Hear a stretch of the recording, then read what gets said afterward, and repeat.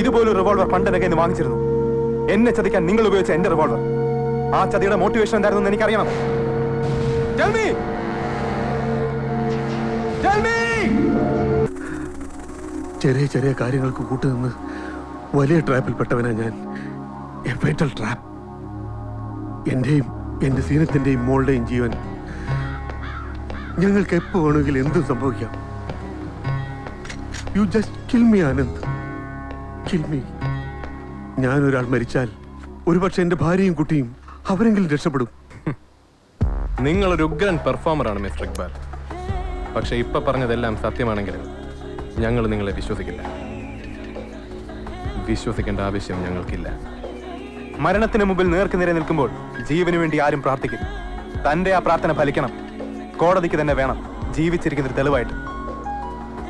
അതുവരെ സുരക്ഷിതമായിട്ട് ജീവിച്ചിരിക്കണമെന്ന് ആഗ്രഹമുണ്ടെങ്കിൽ വിളിക്കണം സാർ. വിളിച്ചവന്മാരെ അറിയിക്കുക ഞങ്ങളെ ഒരുമിച്ച് കണ്ടു.